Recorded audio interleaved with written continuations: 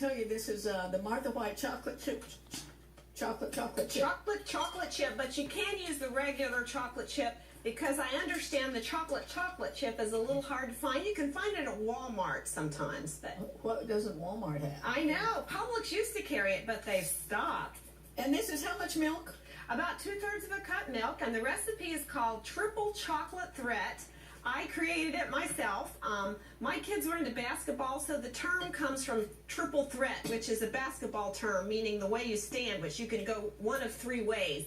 I'm sure some of your listeners know all about that. I just learned something. I watch basketball all the time. So this is triple chocolate thread, and it only has 4 ingredients. It's totally easy.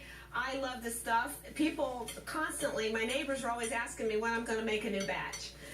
We'll show you, but it kind of looks like a brownie. It is. It's like a glorified brownie, but it's got a gooey center, and it's just outrageously good. Okay, now you do that part. All right, while she's mixing, she's just mixing the little chocolate chip mix with the milk. So then she's going to let that sit for just a few minutes while we spray our pan with cooking spray, and then we squish out our cookie dough. This is the fun part to me. I guess maybe I never got enough of this in childhood.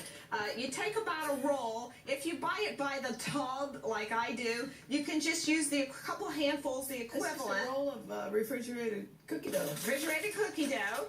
Any kind's fine. Did you make this up, really? I did. I had a few flops in the process, but it turned out, I thought, extremely well.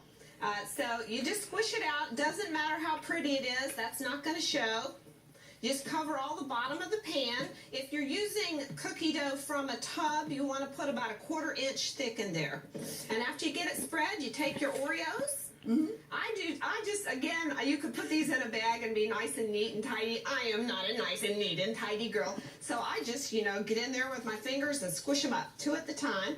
And you're breaking up your Oreos. I use reduced fat Oreos. I know it's like bailing out the Titanic with a teacup, but whenever I can use reduced fat or reduced sugar ingredients and they turn out the same, I do.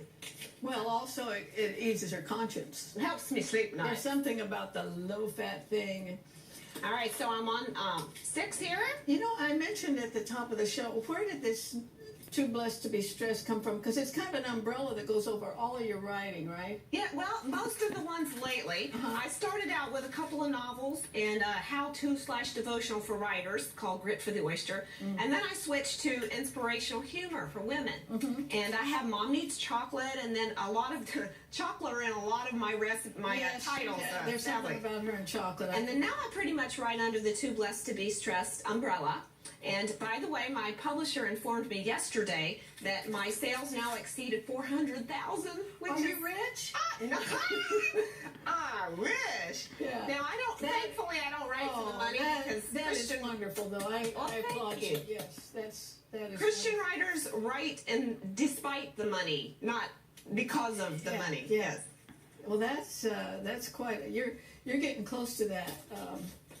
500,000 mark. Well, I'm excited. I never in a million years, this is totally a Papa God thing. I didn't think I would ever see 50,000, much less 400,000. I've just got to say this. If I lived 100 lifetimes, I would never think of this. Well, isn't this amazing? Ever. Wait till you see how it turns out.